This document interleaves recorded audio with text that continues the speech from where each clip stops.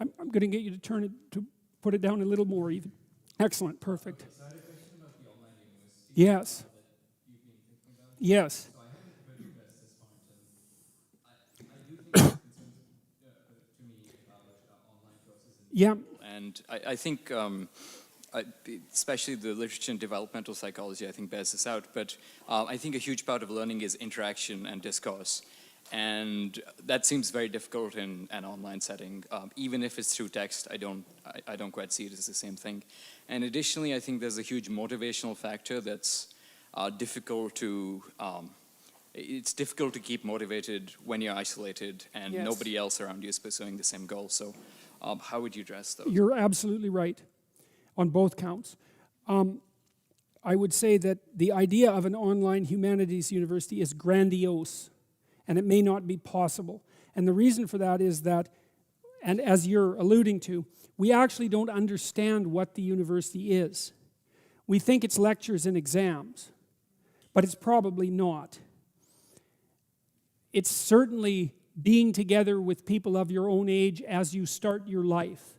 It's moving away from your household. It's establishing yourself as a credible intellect, right? It's picking a new group of peers. It's all of those things, and it isn't clear how that can be replicated online. Now, the people that I'm talking to are sophisticated enough to understand Marshall McLuhan's dictum that the medium is the message. And so I think it would be a mistake to attempt to duplicate the university online, because you can't. But so what we're concentrating on right now is not so much content but infrastructure.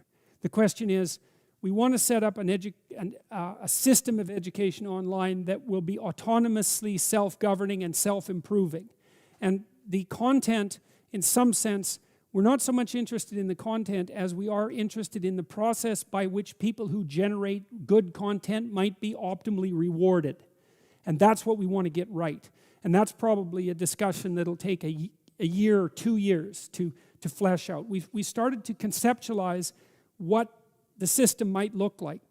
But to your point, it isn't, we're not taking lectures and putting them online, although obviously that's what I'm doing. That isn't going to make an online humanities university. And we know that. I think everything you said is very accurate and also indicative of the high probability that something like this would fail.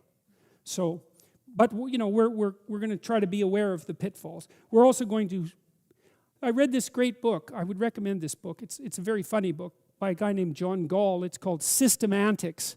And it's a cult classic, Systemantics. And it's about how systems really work and how they fail. And it's a work of ironic comedy, but it's quite brilliant.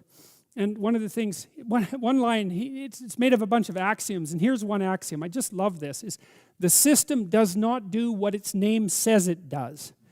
And so I worked in Alberta Social Services when I was a kid, about 18 or so, and I worked as a consultant. And I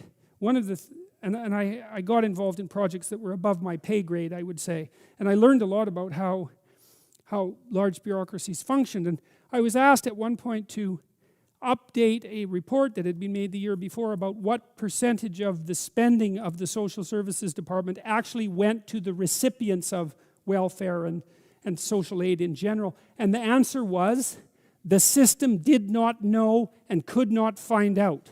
And they had hired a very expensive consulting firm to answer that question the year before, and I was asked to update it, which was quite odd to begin with.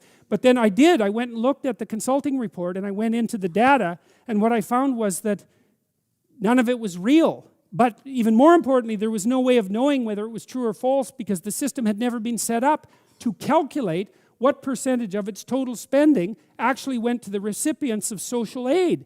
It just blew me away. And then I thought, and I was reading this book at the same time, and I thought, oh, the purpose of the Social Services Department is to employ people in the Social Services Department. And I mean, I wasn't being cynical about that. It's like charity, most charities, you know, it's like 90% overhead. So what does the charity do? It runs itself. Now, you don't want to be cynical about that, because big businesses are the same. And most, like, even if they're running at a profit, the profit is like 5%.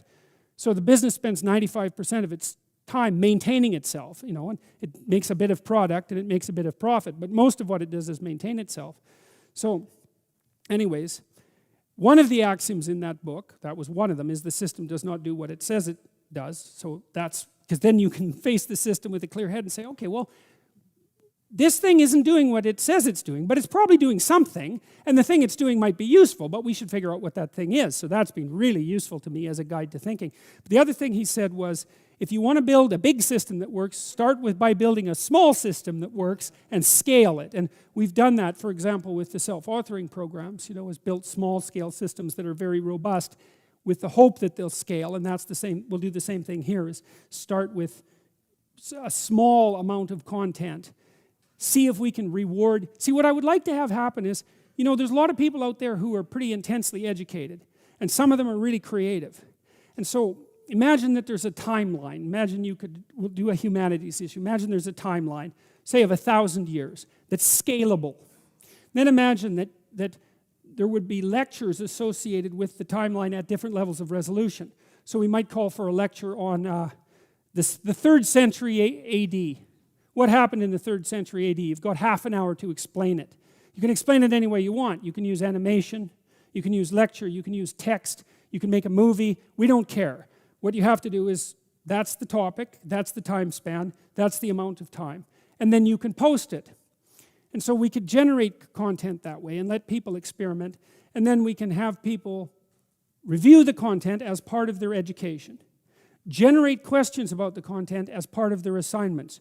Rate the questions as part of their assignments. And rate the content.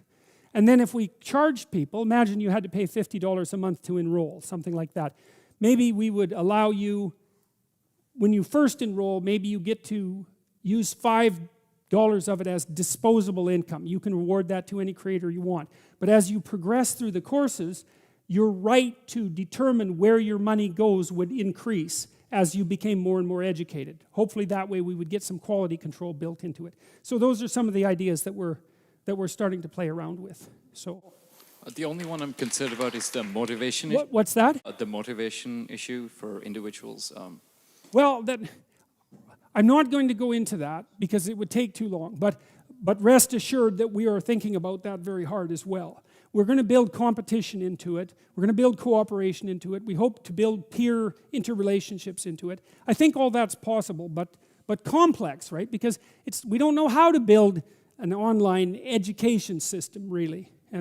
But it would be fun to experiment and see if we can figure out how to do it. So, thank you.